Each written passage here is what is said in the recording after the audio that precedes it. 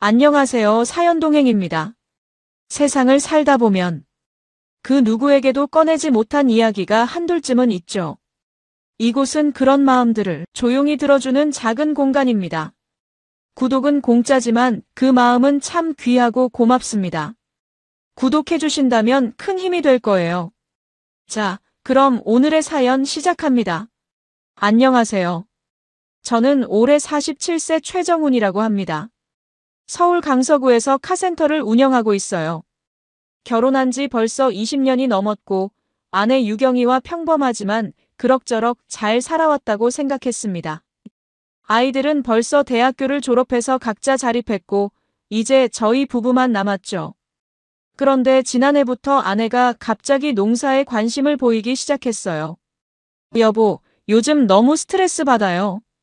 서울 생활이 숨막혀 죽겠어요.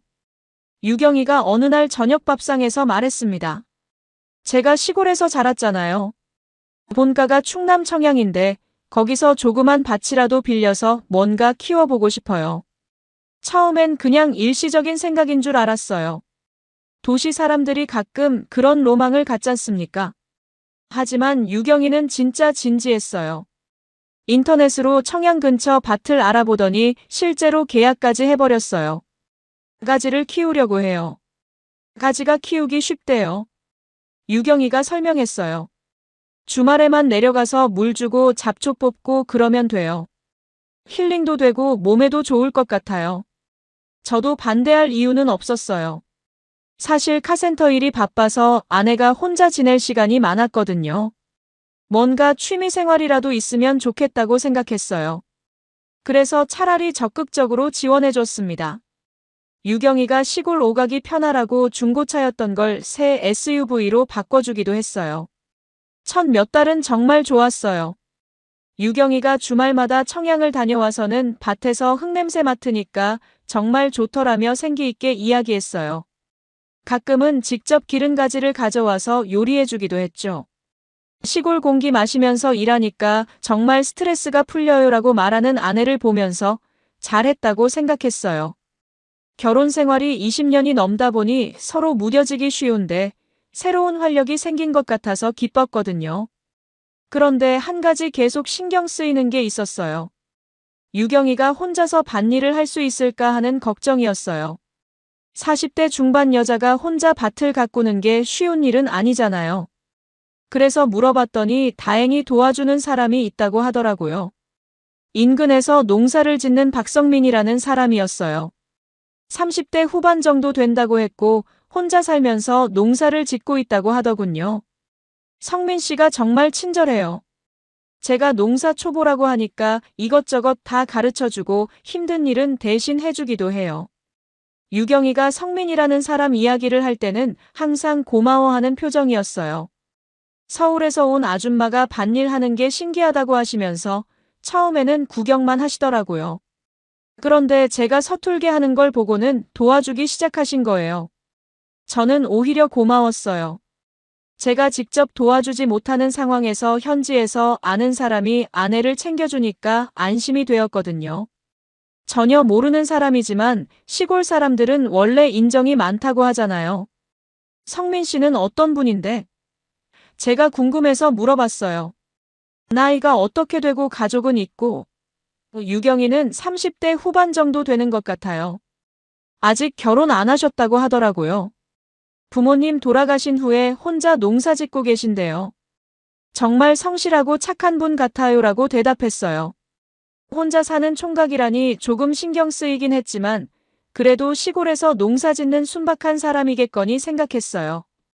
유경이는 성민 씨가 농사 경험이 많아서 가지 키우는 노하우를 많이 알려주셨어요. 언제 물을 줘야 하는지, 어떻게 지주를 세워야 하는지, 벌레는 어떻게 잡는지 이런 것들을 다 가르쳐 주셨거든요라고 말했어요. 그래서 저는 그런 분이 계셔서 다행이네. 나중에 인사라도 드려야겠어라고 말했죠. 그때만 해도 정말 고마운 이웃 정도로만 생각했어요. 이렇게 평화로운 일상이 계속될 줄 알았어요. 유경이는 주말마다 청양에 다녀오면서 점점 더 생기 있어 보였고 저도 현지에서 도와주는 분이 있으니까 안심하고 있었거든요. 하지만 세상에는 정말 예상 못한 일들이 벌어지는 것 같아요. 제가 이런 사연을 유튜브에 보낼 줄은 그때만 해도 꿈에도 몰랐으니까요. 지금 생각해보니 그때부터 이미 뭔가 잘못되기 시작했던 것 같습니다. 몇 달이 지나면서 유경이에게 조금씩 변화가 생기기 시작했어요. 처음엔 정말 사소한 것들이어서 별로 신경 쓰지 않았거든요.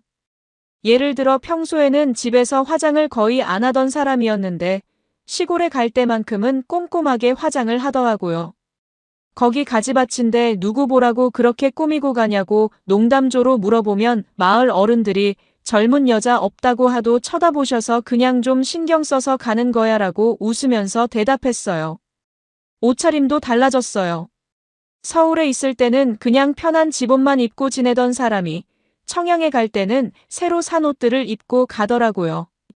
밭에서 일하는데 왜 이렇게 좋은 옷을 입고 가냐고 물으니까 농사일 끝나고 마을 사람들 만날 수도 있잖아요.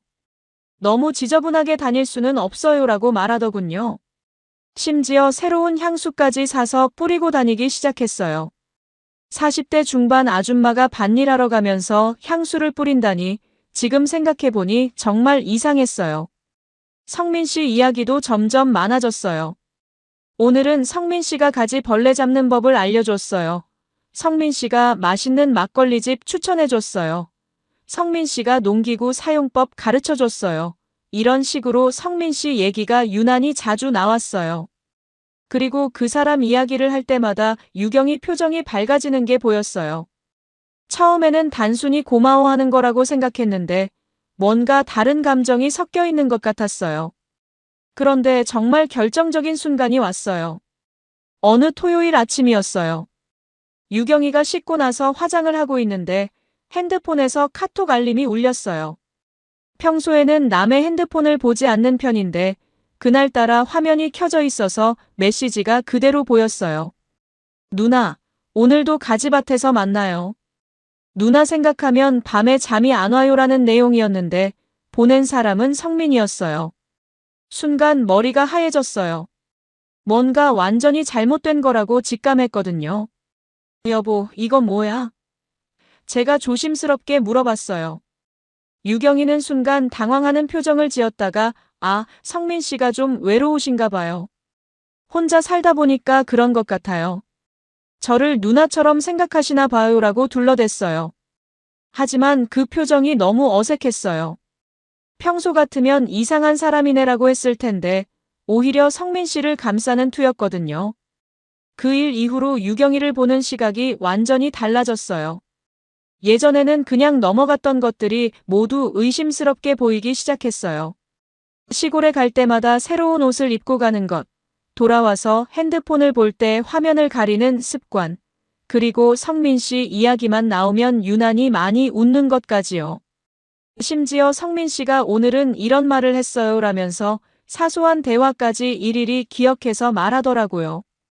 어느 날은 유경이가 시골에서 돌아와서 오늘 성민 씨랑 마을 식당에서 저녁 먹었어요 라고 말하는 거예요. 남자랑 둘이서 저녁을 먹었다고. 제가 놀라서 물어보니까 늦게까지 밭일 하느라고 배가 고팠는데 성민 씨가 밥 먹고 가라고 해서 그냥 먹고 온 거예요. 뭐 이상한 거 있어요? 라고 대답했어요. 하지만 표정이 너무 어색했어요.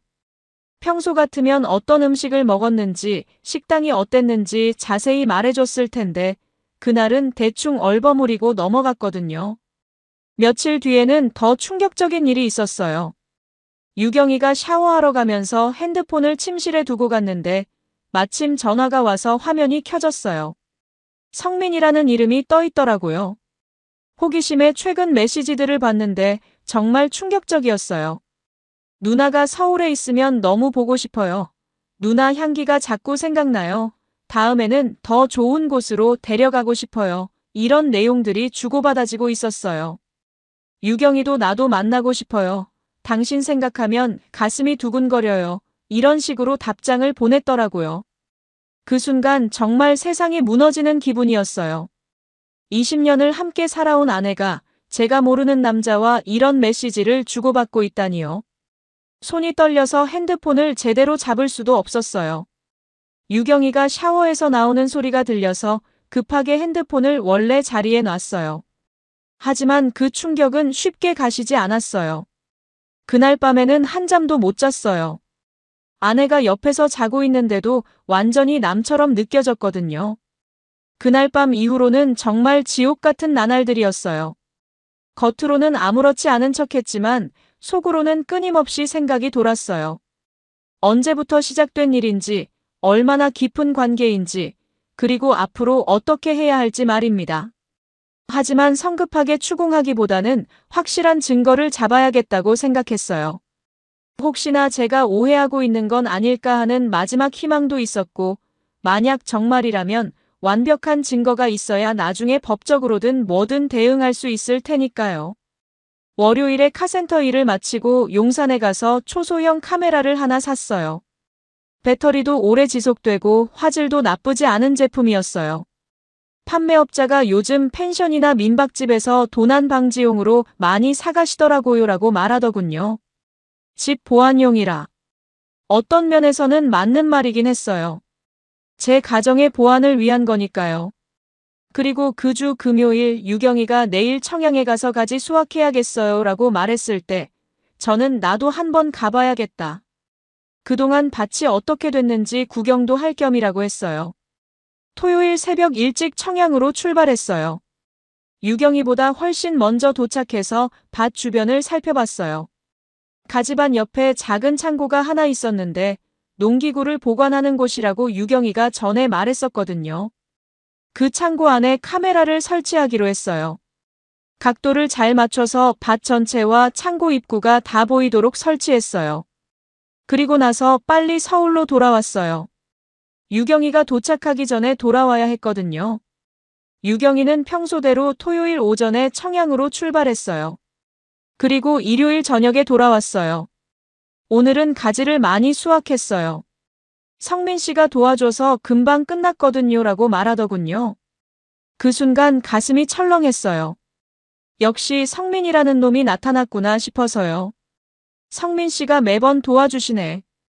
정말 고마운 분이다라고 일부러 태연하게 말했어요. 유경이는 네, 정말 좋은 분이에요 라고 답하면서 뭔가 미소를 지었어요. 그 미소가 예전과는 달랐어요. 다음 주 월요일에 다시 청양에 갔어요. 이번엔 카메라를 회수하러 간 거였어요. 손이 떨렸지만 메모리 카드를 빼서 가지고 왔어요. 그리고 카센터에서 혼자 영상을 확인했어요. 처음에는 별것 없었어요. 유경이가 혼자 가지를 따고 물을 주는 모습만 나왔거든요. 그런데 오후 2시쯤부터 화면에 남자가 나타났어요. 키가 크고 마른 체형의 30대 후반으로 보이는 남자였어요. 바로 성민이었죠. 처음에는 정말 평범하게 농사일 도와주는 것처럼 보였어요. 가지 따는 걸 도와주고 무거운 상자를 나르는 걸 도와주고요. 그런데 시간이 지날수록 뭔가 이상해졌어요. 두 사람 사이의 거리가 점점 가까워지더라고요. 성민이가 유경이 어깨에 손을 올리고 유경이는 그걸 자연스럽게 받아들이고 있었어요. 그리고 오후 4시쯤 정말 충격적인 장면이 나왔어요. 두 사람이 창고 앞에서 대화를 하다가 갑자기 성민이가 유경이를 끌어안았어요. 유경이는 거부하지 않았어요. 오히려 자연스럽게 받아들이면서 성민이의 목에 팔을 감았어요. 그리고 두 사람이 입을 맞췄어요. 길고 진한 키스였어요. 제가 20년 동안 함께 살아온 아내가 다른 남자와 그런 짓을 하고 있는 모습을 보는 순간 정말 심장이 멈출 것 같았어요. 키스가 끝난 후에 두 사람은 창고 안으로 들어갔어요. 카메라 각도상 창고 안은 잘 보이지 않았지만 그 안에서 무슨 일이 벌어지고 있는지는 충분히 짐작할 수 있었어요. 약 30분 후에 두 사람이 창고에서 나왔는데 옷이 흐트러져 있었고 유경이는 머리를 다시 정리하고 있었어요. 성민은 유경이의 뺨에 뽀뽀를 하면서 뭔가 말을 했고 유경이는 수줍게 웃고 있었어요. 그 영상을 보는 내내 손이 계속 떨렸어요. 가끔 영상을 멈춰가면서 봤는데 볼 때마다 더 화가 났어요. 20년 동안 믿고 살아온 아내가 저를 이렇게 배신할 줄은 꿈에도 몰랐거든요. 그리고 그 성민이라는 놈도 마찬가지였어요. 혼자 사는 외로운 사람인 줄 알았는데 알고 보니 유부녀를 유혹하는 파렴치한 놈이었어요. 둘 다 용서할 수 없었어요. 증거 영상을 확보한 후부터는 오히려 마음이 차분해졌어요. 이제 확실한 증거가 있으니까 어떻게 대응할지 계획을 세울 수 있었거든요. 하지만 바로 행동에 나서지는 않았어요. 좀 더 신중하게 생각해 봐야 했으니까요. 일단 변호사와 상담부터 받아보기로 했어요. 상간자 소송이 가능한지, 어떤 절차를 거쳐야 하는지 알아봐야 했거든요. 평소에 거래하던 변호사 사무소에 전화해서 상담 약속을 잡았어요. 불륜 관련해서 상담받고 싶다고 말하니까 증거가 있으신가요? 라고 물어보더군요. 동영상 증거가 있다고 대답하니까 그러면 충분히 승소 가능성이 있습니다 라고 말해줬어요. 실제로 상담을 받아보니 상간자 소송은 충분히 가능하다고 했어요. 특히 영상 증거가 있으면 거의 승소가 확실하다고 하더군요. 위자료는 얼마 정도 받을 수 있나요? 제가 물어봤어요. 변호사는 케이스마다 다르지만 영상 증거가 명확하고 불륜 기간이 상당하다면 3천만 원에서 5천만 원 정도는 가능할 것 같습니다. 라고 답했어요. 다만 상대방의 재산 상황도 고려해야 합니다. 농사 짓는 사람이라면 큰 재산은 없을 것 같은데 그래도 농지나 주택 정도는 있을 테니까 어느 정도는 받을 수 있을 겁니다. 라고 설명해 줬어요. 상담을 마치고 나서 마음이 더 확고해졌어요. 이제 법적 대응이 가능하다는 걸 확인했으니까 본격적으로 준비를 시작했어요. 우선 더 많은 증거를 확보하기 위해서 카메라를 다시 설치하기로 했어요. 한 번만으로는 부족할 수도 있으니까 좀 더 확실한 증거를 잡아야겠다고 생각했거든요. 그 주 목요일에 다시 청양에 가서 카메라를 재설치했어요. 이번에는 각도를 조금 더 넓게 해서 창고 안까지 더 잘 보이도록 했어요. 그리고 토요일에 유경이가 다시 청양에 갔어요. 오늘은 가지 정리를 좀 해야겠어요. 시기가 지나면 안 되거든요 라고 말하면서 나갔어요. 저는 힘들면 일찍 들어와라고 말했지만 속으로는 오늘도 그놈과 만나겠구나 생각했어요. 일요일 저녁에 유경이가 돌아왔을 때 평소보다 표정이 밝았어요. 오늘은 정말 많은 일을 했어요. 성민 씨가 도와줘서 가지 정리를 다 끝냈거든요 라고 말하더군요. 그리고 내주부터는 시즌이 끝나니까 당분간 안 내려가도 될 것 같아요 라고 덧붙였어요. 저는 속으로 시즌이 끝나면 만날 핑계가 없어지니까 아쉽겠구나 생각했어요. 다음 주 월요일에 다시 카메라를 회수했어요. 이번 영상은 더 충격적이었어요. 지난번보다 훨씬 노골적이었거든요. 성민과 유경이가 창고에서 나오는 장면에서 두 사람의 옷이 거의 벗겨져 있었어요. 그리고 창고 밖에서도 끊임없이 서로를 만지고 키스를 했어요. 마치 신혼부부처럼 행동하고 있었어요. 제가 20년 동안 함께 살면서도 본 적 없는 유경이의 모습이었어요. 가장 화가 났던 건 유경이의 표정이었어요. 성민과 함께 있을 때의 유경이는 완전히 다른 사람 같았어요. 집에서는 보여준 적 없는 밝고 행복한 표정이었거든요. 성민의 말 한마디에 깔깔거리며 웃고 성민이 농담을 하면 어린 여학생처럼 수줍어하는 모습까지 보였어요. 도대체 저는 뭐였던 걸까요? 20년 동안 고생해서 가정을 꾸려왔는데 유경이에게는 그냥 돈 벌어다 주는 ATM 기계 같은 존재였던 건가요? 영상 마지막 부분에서는 성민이 유경이에게 뭔가 작은 상자를 건네주는 장면이 나왔어요. 유경이가 상자를 열어보고는 깜짝 놀라면서 성민을 꼭 안아줬어요. 아마 선물인 것 같았어요. 반지나 목걸이 같은 것이었을 거예요.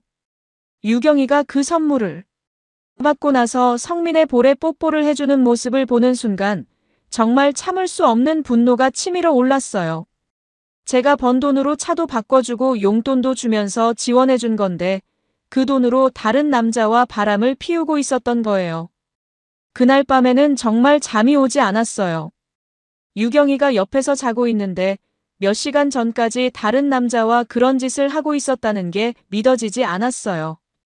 그리고 며칠 전부터 유경이가 새로운 목걸이를 하고 다니는 걸 봤는데 그게 바로 성민이 준 선물이었구나 싶었어요. 어디서 샀어? 물어봤을 때 인터넷에서 저렴하게 샀어라고 거짓말했던 게 기억났어요. 이제 더 이상 참을 수 없었어요. 증거도 충분히 확보했고 법적 대응 방법도 알아봤으니 행동에 나설 때가 됐다고 생각했어요. 하지만 바로 유경이를 추궁하기보다는 먼저 성민이라는 놈부터 만나보기로 했어요. 그놈이 어떤 인간인지 직접 확인해보고 싶었거든요. 다음 주 화요일에 청양으로 갔어요. 유경이에게는 카센터 일로 지방 출장 간다고 거짓말했어요. 마을에서 성민이 사는 곳을 알아내는 건 어렵지 않았어요. 작은 마을이라 몇 명한테만 물어봐도 금방 알 수 있었거든요. 박성민 씨 집이 어디냐고 물어보니까 총각 성민이 마을 입구 쪽에 혼자 살고 있어라고 알려줬어요. 성민이 집은 생각보다 괜찮았어요. 단독주택의 마당도 제법 넓고 농기구들도 정리정돈이 잘 되어 있었어요. 집 앞에는 제법 좋은 차도 한 대 세워져 있더군요. 혼자 농사 지으면서도 나름 잘 사는 것 같았어요. 그런데 그런 놈이 왜 남의 아내를 꼬시고 있는 건지 정말 이해할 수 없었어요. 마침 성민이 집에서 나오는 걸 봤어요. 키가 크고 마른 체형으로 영상에서 본 것과 똑같았어요. 나이는 30대 후반 정도로 보였고 외모도 나쁘지 않았어요. 그래서 더 화가 났어요. 이런 놈이 왜 굳이 유부녀를 유혹해야 했는지 말이에요. 총각이면 총각끼리 만나면 될 텐데 남의 가정을 파괴하면서까지 만족감을 얻고 싶었던 건가요? 성민이 농기구를 정리하고 있는 걸 보면서 잠깐 지켜봤어요. 혼자 중얼거리면서 일하는 모습이 정말 평범해 보였어요. 겉으로 보기에는 그냥 성실한 농부 같았는데 속으로는 이런 더러운 짓을 하고 있었던 거예요. 사람은 정말 겉과 속이 다른 것 같아요. 그 순간 성민에게 다가가서 바로 따져 묻고 싶었지만 일단 참고 돌아왔어요. 좀 더 치밀하게 계획을 세워야겠다고 생각했거든요. 집으로 돌아오는 길에 변호사에게 전화했어요. 증거를 더 확보했고 상대방 신상도 확인했으니 본격적으로 소송 준비를 시작하고 싶다고 말했어요.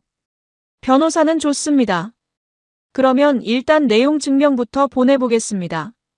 상대방이 어떻게 반응하는지 보고 나서 정식으로 소송을 진행하죠라고 답했어요. 드디어 복수가 시작되는 순간이었어요. 변호사와 상의해서 성민에게 내용 증명을 보내기로 했어요. 불륜 사실을 인정하고 합의하면 조용히 넘어갈 수 있지만 그렇지 않으면 법정에서 만나자는 내용이었어요. 위자료로 5천만 원을 요구했어요. 변호사는 처음에는 높게 부르는 게 좋다고 조언했거든요. 내용 증명을 보낸 후 며칠을 기다렸는데 성민 쪽에서는 아무런 연락이 없었어요. 일주일이 지나도록 소식이 없자 변호사가 직접 성민에게 전화했어요. 그런데 성민은 무슨 소리냐, 그런 일은 없었다면서 발뺌을 했대요. 증거가 있다고 하니까 그제서야 변호사와 상의해보겠다고 말했다더군요. 뻔뻔하기 짝이 없는 놈이었어요. 영상으로 다 찍혀 있는데도 끝까지 잡아떼려고 하다니요. 그 사이에 유경이도 뭔가 눈치를 채기 시작했어요. 제가 평소보다 말수가 줄어들고 표정이 어두워졌거든요. 여보, 요즘 왜 그래요? 무슨 일 있어요? 라고 물어봤지만 저는 카센터 일이 좀 복잡해서 그래라고 둘러댔어요. 아직 때가 아니라고 생각했거든요. 성민 문제부터 확실히 처리하고 나서 유경이와 이야기하려고 했어요. 성민 쪽에서 변호사를 통해 연락이 왔어요. 합의하고 싶다는 내용이었어요. 하지만 위자료로 500만 원밖에 제시하지 않았어요. 말도 안 되는 금액이었죠. 저희가 5천만 원을 요구했는데 500만 원이라니 정말 우습기 짝이 없었어요. 변호사도 터무니없는 금액이다. 정식 소송을 진행하는 게 낫겠다고 조언했어요. 정식 소송을 준비하면서 추가 조사를 했어요. 성민의 재산 상황을 알아보니 생각보다 괜찮았어요. 농지도 제법 있고 집도 본인 소유였고 은행 예금도 어느 정도 있었어요. 그리고 농협에서 농기구 임대 사업도 하고 있다더군요. 충분히 위자료를 받을 수 있는 상황이었어요. 드디어 법원에 상간자 소송을 접수했어요. 위자료 4천만 원을 청구했어요. 증거로는 제가 찍은 동영상과 두 사람이 주고받은 문자 메시지 내역을 제출했어요. 특히 동영상 증거는 정말 확실했어요. 두 사람이 키스하고 창고에 들어가는 장면, 그리고 나올 때 옷이 흐트러진 모습까지 선명하게 찍혀 있었거든요. 소송이 접수되고 나서 성민이 급하게 연락해 왔어요. 이번에는 직접 제게 전화했어요. 형님, 죄송합니다. 제가 잘못했어요. 합의로 해결할 수 없을까요? 라고 빌더군요. 목소리가 떨리는 게 완전히 겁을 먹은 것 같았어요. 지금 와서 형님이라고 부르냐? 남의 아내 건드릴 때는 생각 안 했나? 라고 쏘아붙였어요. 정말 죄송해요. 제가 정신이 나가서 그런 짓을 했어요. 누나가. 아니 사모님이 먼저 다가와 주셔서 그냥. 성민이 횡설수설하더군요. 그런데 이놈이 하는 말을 들어보니 더 화가 났어요. 잘못을 인정하면서도 유경이 탓을 하고 있는 거예요. 내 아내 탓을 하고 있는 거냐? 너 같은 놈이 유혹하지 않았으면 이런 일이 생겼겠나? 라고 소리쳤어요. 아니에요. 그런 뜻이 아니에요. 제가 모든 걸 잘못했어요. 위자료도 드릴게요. 그런데 금액을 좀 조정할 수 없을까요? 4천만 원은 너무 커서. 성민이 애걸복걸했어요. 그럼 내가 생각하는 적정 금액이 얼마냐? 라고 물어봤더니 2천만 원 정도면. 라고 말하더군요.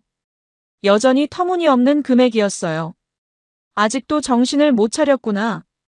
내가 한 짓이 얼마나 심각한지 모르는 것 같아. 20년 가정을 파괴한 게 고작 2천만 원 값이냐? 제가 화를 내자 성민은 더 이상 말을 하지 못했어요. 법정에서 보자. 거기서 내가 얼마나 파렴치한 놈인지 다 밝혀질 거야 라고 말하고 전화를 끊었어요. 전화를 끊고 나서 생각해보니 이제 유경이와도 이야기할 때가 된 것 같았어요. 성민과 합의가 안 되는 상황에서 법정 싸움이 벌어질 텐데 유경이가 모르고 있을 수는 없잖아요.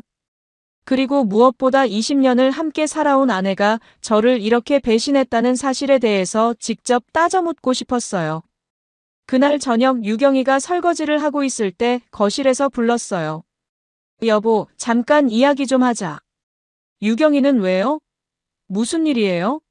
라고 물으면서 다가왔어요. 저는 핸드폰을 꺼내서 그날 찍었던 동영상을 재생했어요. 화면에 유경이와 성민이 키스하는 장면이 나오자 유경이 얼굴이 순식간에 하얘졌어요. 이게 뭐야? 유경이가 떨리는 목소리로 물어봤어요. 이게 뭐냐고? 내가 한 짓이잖아. 20년을 함께 살면서 나를 이렇게 배신할 줄은 몰랐어. 제 목소리도 떨렸어요. 화가 나면서도 한편으로는 서럽기도 했거든요. 유경이는 아무 말도 하지 못하고 그냥 고개를 숙이고 있었어요. 언제부터였어? 언제부터 그놈과 그런 관계였냐고. 제가 소리를 지르자 유경이가 울기 시작했어요. 여보, 미안해요.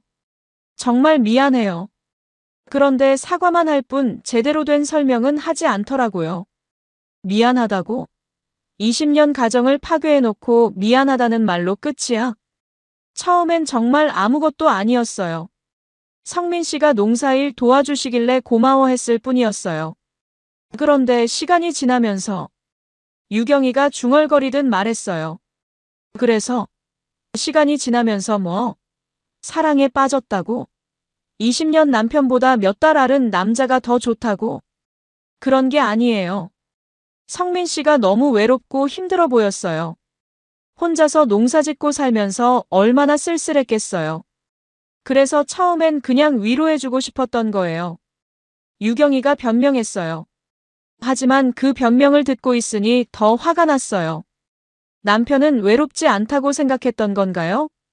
위로해주려고 키스하고 창고에서 그런 짓을 한 거야? 위로가 그런 거야? 제가 따져 묻자 유경이는 더 큰 소리로 울기 시작했어요. 정말 처음엔 그럴 생각이 아니었어요. 그런데 성민 씨가 저한테 고백을 하는 거예요. 자기가 얼마나 외롭게 살았는지 저를 만나면서 처음으로 행복함을 느꼈다고. 그래서 넘어간 거야. 그 한마디에 20년 결혼 생활을 포기한 거야. 저는 정말 이해할 수 없었어요. 아무리 달콤한 말을 들었다고 해도 20년을 함께 살아온 가족을 배신할 수 있는 일인가요? 그때 거절했어야 했어요. 근데 거절하지 못했어요. 너무 진심으로 말하는 것 같아서. 진심이라고? 남의 아내 꼬시는 게 진심이야? 그리고 너도 유부녀가 다른 남자한테 그런 감정을 가지면 안 된다는 걸 모르는 거야? 제가 소리치자 유경이는 알고 있었어요. 하지만 어쩔 수 없었어요. 마음이 그렇게 되어버렸어요 라고 답했어요. 마음이 그렇게 되었다는 말을 듣는 순간 정말 허탈했어요. 20년 동안 함께 살면서 아이들도 키우고 어려운 시기도 함께 넘겼는데 그 모든 게 몇 달 만에 무너져 버린 거예요. 그럼 나는 뭐야? 20년 동안 나는 내게 뭐였어? 그냥 돈 벌어다 주는 ATM이었어. 그런 말 하지 마세요. 당신도 소중해요. 하지만 유경이가 말을 멈췄어요. 하지만 뭐? 성민이가 더 좋다는 거지. 제가 다그치자 유경이는 고개를 끄덕였어요. 그 순간 정말 심장이 찢어지는 것 같았어요. 좋아. 그럼 이제 어떻게 할 거야? 나하고 이혼하고 그놈이랑 살 거야? 제가 물어보자 유경이는 잘 모르겠어요. 너무 복잡해요라고 답했어요. 아직도 정신을 못 차리고 있는 것 같았어요. 복잡하긴 뭐가 복잡해? 선택하면 되잖아. 20년 남편이냐, 몇 달 앓은 남자냐. 시간을 좀 주세요. 생각할 시간을. 유경이가 애원했어요. 하지만 저는 더 이상 기다릴 마음이 없었어요. 시간은 무슨 시간? 이미 선택한 거 아니야? 그리고 알아도 나는 성민이라는 놈을 상간자로 고소했어. 위자료 4천만 원 받을 거야. 상간자 고소요? 유경이가 깜짝 놀라면서 물어봤어요. 당연하지. 남의 가정을 파괴한 놈인데 그냥 두겠어? 법정에서 제대로 벌받게 할 거야. 유경이는 그러면 저는 어떻게 되는 거예요?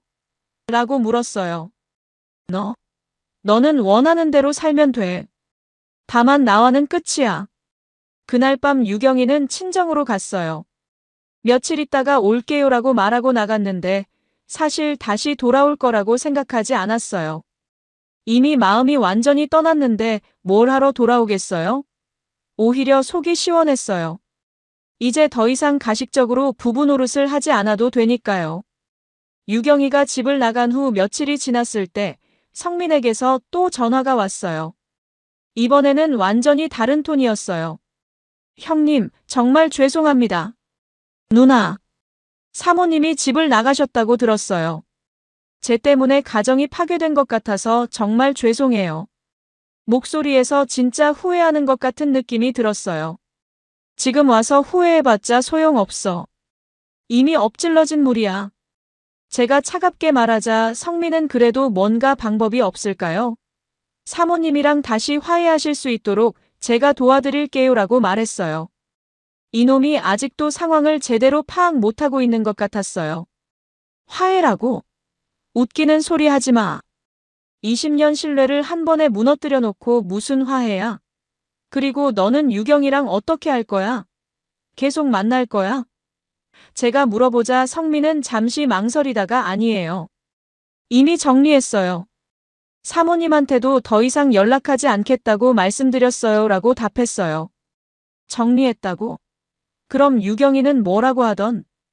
처음에는 울면서 안 된다고 하셨어요. 하지만 제가 설득했어요. 형님 가정이 더 중요하다고, 저 때문에 20년 가정이 파괴되면 안 된다고요. 성민의 대답을 들으니 조금 의외였어요. 그래도 최소한의 양심은 있는 것 같았거든요. 그래, 그렇게 아는구나. 그런데 이미 늦었어. 이미 법적 절차는 시작됐고 나도 유경이를 용서할 마음이 없어. 제가 단호하게 말하자 성민은 그래도 위자료는 드릴게요. 형님이 원하시는 만큼은 아니지만 제가 할 수 있는 최대한 드릴게요라고 말했어요.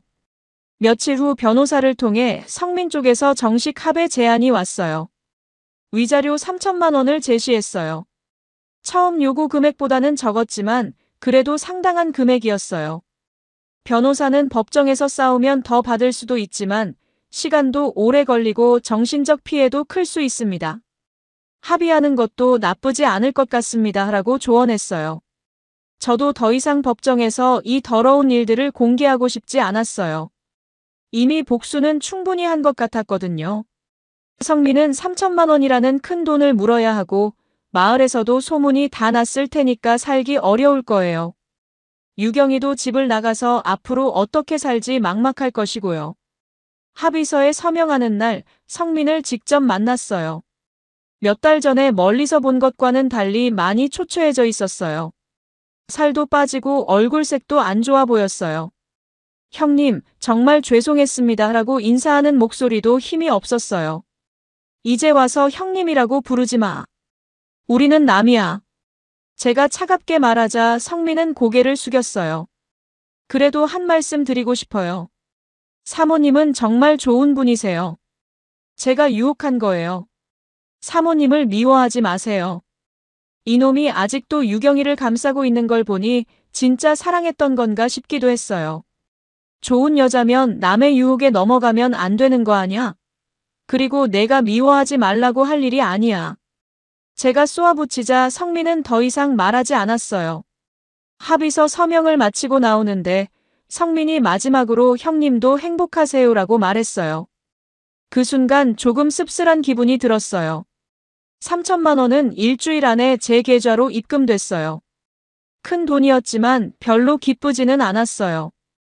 20년 결혼 생활이 돈으로 환산된 것 같아서 오히려 허무했거든요.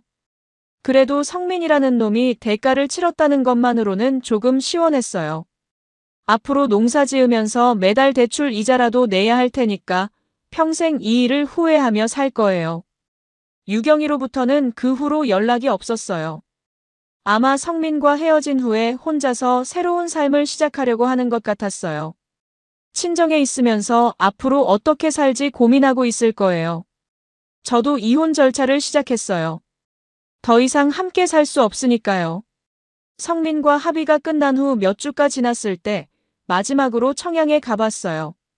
그동안 유경이가 가꿔놓은 가지밭을 정리하려고 했거든요. 아무래도 땅 임대료도 나가고 있고 더 이상 관리할 사람도 없으니까 정리해야 했어요. 가지밭에 도착해보니 정말 말이 안 됐어요. 한때는 푸르게 자라던 가지들이 이제는 시들어서 말라비틀어져 있었어요. 물을 준 지 오래돼서 땅도 바싹 말라 있었고 잡초도 무성하게 자라 있었어요. 몇 달 전만 해도 유경이가 그렇게 정성스럽게 가꾸던 곳인데 이제는 완전히 버려진 땅이 되어버렸어요. 창고 문을 열어보니 농기구들이 그대로 있었어요. 유경이가 쓰던 호미, 물뿌리개, 가위 등등이 먼지를 뒤집어 쓰고 있었어요. 그리고 구석에는 작은 의자 하나가 있었는데 아마 유경이와 성민이 함께 앉아서 이야기했던 의자인 것 같았어요. 그 의자를 보는 순간 갑자기 화가 치밀어 올랐어요. 이 더러운 곳에서 중얼거리면서 창고 안에 있던 모든 물건들을 밖으로 끌어냈어요. 그리고는 트럭에서 삽을 가져와서 가지나무들을 하나씩 뽑기 시작했어요. 뿌리가 깊게 박혀 있어서 힘들었지만 화가 나서 그런지 힘이 났어요. 다 뽑아버려야지. 이 더러운 것들 다. 가지나무를 하나씩 뽑으면서 지난 몇 달을 생각해봤어요. 유경이가 가지 키우면서 힐링하고 싶다고 했을 때 저는 정말 순수하게 아내를 지원해줬어요. 새 차도 사주고 용돈도 넉넉하게 주고 힘들면 일찍 들어와라고 말하기도 했죠. 그런데 그 모든 지원이 다른 남자와 바람 피우는 데 쓰였다는 게 정말 억울했어요. 가지나무가 뭘 잘못했냐? 중얼거리면서 삽질을 계속했어요. 사람만 잘못 심었지. 하나씩 뽑힐 때마다 마음이 조금씩 시원해지는 기분이었어요. 마치 지난 몇 달간 쌓였던 분노와 배신감을 함께 뽑아내는 것 같았거든요. 오후 내내 삽질을 해서 가지밭을 완전히 갈아엎었어요. 푸르게 자라던 가지나무들은 모두 뽑혀서 한쪽에 쌓여 있었고 밭은 다시 빈 땅이 되어버렸어요. 그 모습을 보니 묘하게 후련한 기분이었어요. 이제 정말 깨끗하게 정리된 기분이었거든요. 창고도 완전히 비웠어요. 농기구들은 모두 트럭에 실어서 가져왔고 그 작은 의자는 부숴버렸어요. 두 사람이 함께 앉아서 사랑을 속삭였을 그 의자를 보고 있으니 참을 수 없었거든요. 도끼로 부수면서 이것도 다 끝이야라고 중얼거렸어요. 마지막으로 땅 주인에게 가서 더 이상 임대하지 않겠다고 말했어요. 땅 주인은 아직 계약 기간이 남아있는데 갑자기 왜 그러냐고 물어봤지만 개인 사정이 생겨서 그렇다고 대답했어요. 위약금을 물고라도 빨리 정리하고 싶었거든요. 집으로 돌아오는 길에 성민이 사는 동네를 지나갔어요. 멀리서 보니 성민이 집 앞에서 뭔가 정리하고 있더라고요. 아마 이사 준비를 하는 것 같았어요. 마을에서 소문이 다 났을 테니까 더 이상 그곳에서 살기 어려웠을 거예요. 3천만 원이라는 큰 빚도 생겼고 농사도 제대로 지을 수 없는 상황이니까 다른 곳으로 가는 게 맞겠죠. 그 모습을 보니 조금 안쓰럽기도 했지만 동정할 생각은 없었어요. 자업자득이니까요.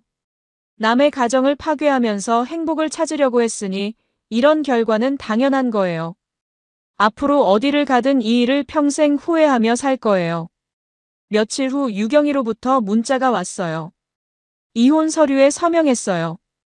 변호사 사무실에 맡겨뒀으니까 받아가세요. 그리고 정말 미안했어요. 짧은 문자였지만 이제 정말 모든 게 끝났다는 걸 느꼈어요. 20년 결혼 생활이 이렇게 간단한 문자 하나로 마무리되다니 정말 허무했어요. 이혼 서류를 받으러 변호사 사무실에 갔을 때 변호사가 힘드셨겠지만 이제 새로운 시작이에요라고 말해줬어요. 새로운 시작이라. 47세에 다시 혼자가 된다는 게 쉽지는 않겠지만 그래도 배신당하면서 사는 것보다는 낫다고 생각했어요. 지금은 카센터 일에만 집중하고 있어요. 다행히 사업은 잘 되고 있고 성민에게서 받은 3천만 원도 있으니까 경제적으로는 문제 없어요. 아이들은 이미 다 컸으니까 혼자 살아도 크게 불편하지 않고요. 가끔 청양 쪽으로 차를 몰고 지나갈 때가 있는데 그때마다 그 가지밭이 있던 곳을 보게 돼요. 이제는 다른 사람이 임대해서 다른 작물을 키우고 있더라고요. 가지는 흔적도 없이 사라져버렸어요. 마치 유경이와의 결혼 생활처럼 말이에요. 요약해서 말씀드리면 제 아내가 시골에서 농사 짓는다고 하면서 다른 남자와 바람을 피웠어요. 저는 몰래 카메라로 증거를 잡아서 상간자 소송을 걸었고 3천만 원을 받아냈어요. 그 남자는 마을에서 쫓겨나다시피 떠났고 아내와는 이혼했어요.